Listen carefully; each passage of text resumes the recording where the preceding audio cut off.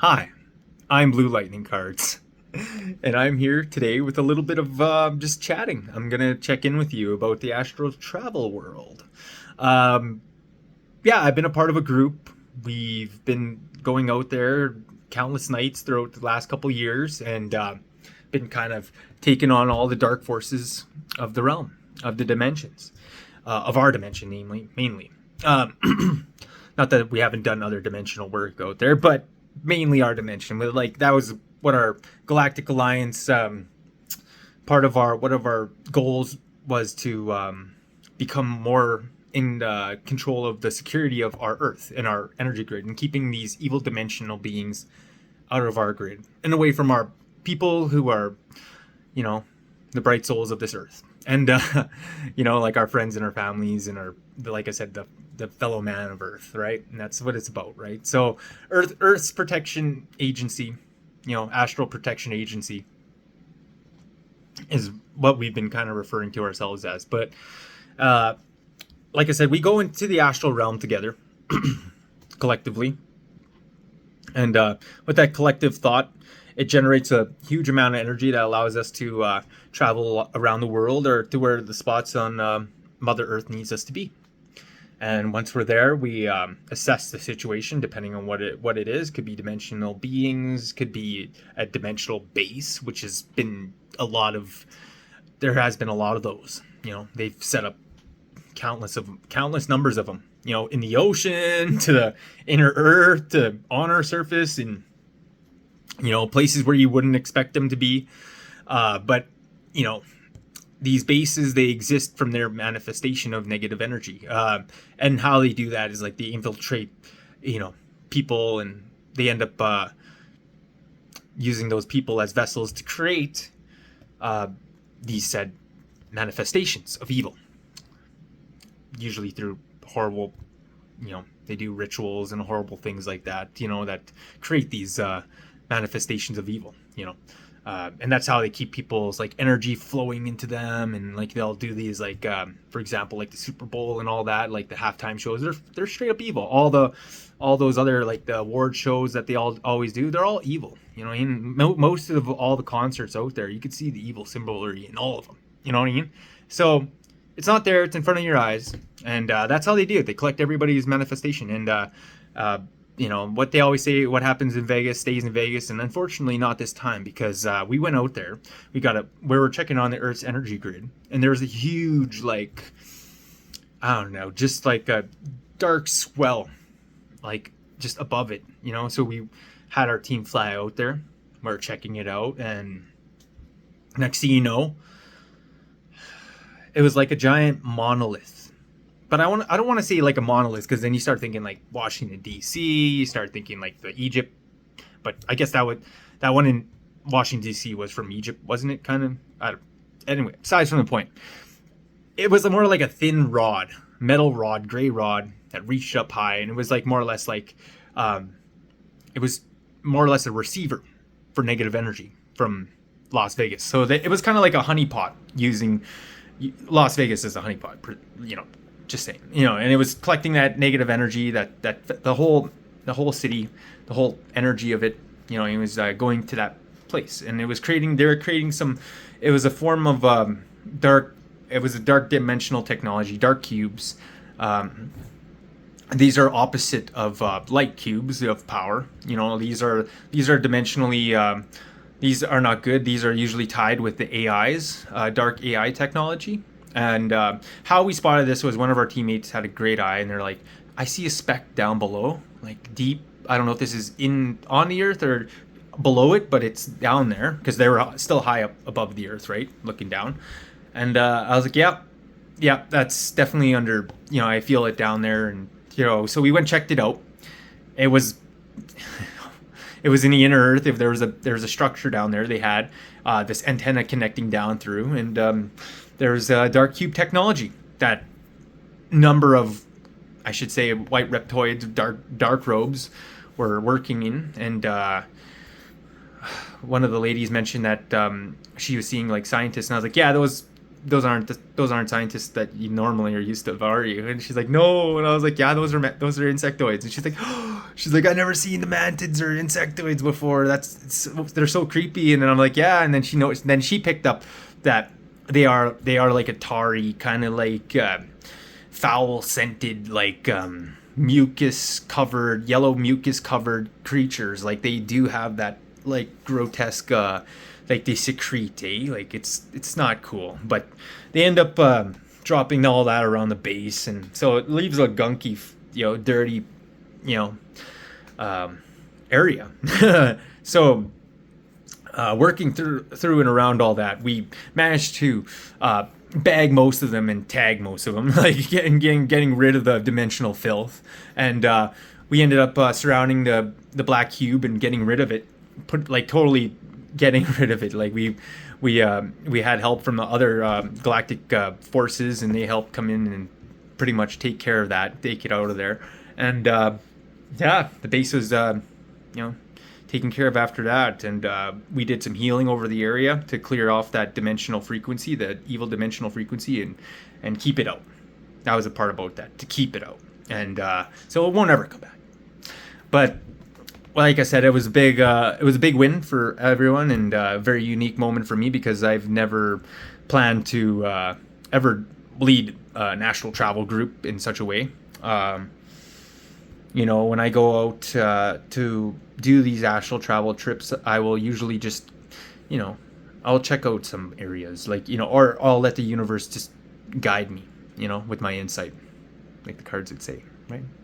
Letting that insight fly me like that eagle. But yeah, it was everyone was so excellent. I was so it was so cool, like because I'm usually the one on the ground, and I'm running through the buildings and doing all the the fights with the reptilians.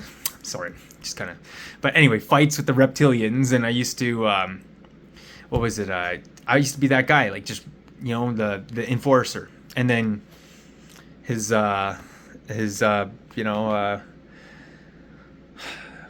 buddy there, our guy, the main dude, he was like, I gotta get you to do this one, man. Like, you're gonna have to do this, and I want you to lead the group. And he asked me, and it was great. I accepted it, and like I said, I've done battles though with these things, like, and oh yeah, let me just finish off my last part though. But seeing everybody else was the best part about it. Like I was seeing all these lights just like just going down the hallways, and I was like, oh, this is great. You know what I mean? Like, this is how this looks on this side. This is awesome. Like, what I mean? I see this, like, and everybody was so strong together. We were able to release some of the souls that were trapped in that dimensional frequency, that were probably sacrificed or put there in that dimension. So we were able to free that and send them back to Gaia. And usually Gaia, they'll either stay there on the ships, or they'll go back to the light, in one of the two, and it's up to them, because dimensionally they resonate on those frequencies as well. On another note, we were in there, and I told them how to like deal with some of the bigger guys, but they kind of got worried because they thought they did wrong. And the one lady, she's like, I kind of just went up and attacked them, and just like started, just taking them out. And I'm like, yeah, that's okay. Like, that's fine. It's like, sometimes it happens, and that's what happens on the astral realm. Sometimes it's not all, putting like, light orbs and blasting them, or light arrows and blasting them. Sometimes it is like, it does become like a little bit physical, but on an astral level. Like, you get what I mean? Like, a little bit of action happens. Sometimes, I'm not even joking, with like a lot of the reptilians and reptoids, for some reason they still want to fight with swords. Like, and it's like, okay, you want to do this dance, like, so it's kind of like a funny moment that you kind of have, like, if you ever do get caught in a fight with one of these things, and you end up like entertaining it, and things happen, right? I once fought alongside a bunch of like other warriors, and it was like they were fighting with swords and shields and stuff, and it was a big battle like in another realm. But that was like in that realm they were advanced, but yet they still fought with swords and shields because they were like the swords and shields were made so much better than any of the weapons or technology. Like it was like a trade-off. I don't know. It was, but yeah, it was like another. Well, the reason being is because like another alien force moved in and took over, and then they lost them. They lost their planet. Their planet was enslaved to a Dyson sphere, and that time we had to destroy a Dyson sphere with another Dyson sphere, like kind of deal. And yeah, we saved 5 planets and destroyed 3 Dyson spheres and 2 different realities or 3 different realities.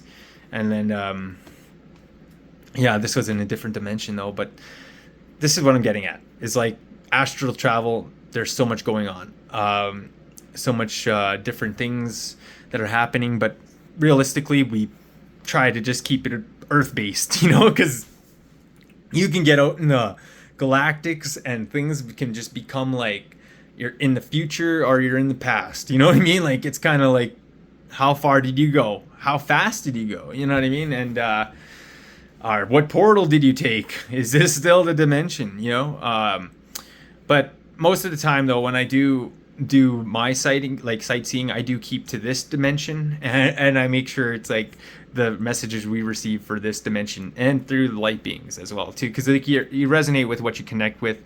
But when we're doing these astral travel groups, we are searching for like, you know, where there's dysfunction in Gaia's you know, natural harmony. So finding these things, like I said, usually examining the Earth's crystalline grid, you know, the Earth's spiritual grid, and wherever there's some sort of, you know, dark swell or kind of like a cloudiness or some sort of like, you know, dark energy going on, we'll pick that out right away and just go take care of it and just get rid of it, you know. And these help the Earth's energy grid, and it helps the people, like everyone in the world, you know. It helps, makes the Earth function and literally harmonize back with the other planets, and this is what like the kind of work that the aliens want us to do, like the extraterrestrials. You know, when people say aliens, we talk about these dimensional beings. See, like that guy right there, this guy right here behind me, like that guy, you know, very dimensional, you know. They want us to be in control of our planet again. You know, they want us to be in control of our spiritual dimension again. They don't want us to be run by this other evil dimension that's been trying to rule over everyone for the last couple thousand years. You know, since the fall of Atlantis, I should say, you know, fall of the dragon cities. Anyway, this has been wonderful. Thank you so much for tuning in, and I'll catch you guys on the next one. If there's any questions you guys have about any of this, let me know in the comments. Like, subscribe, share. I am Blue Lightning Cards. Thank you for watching.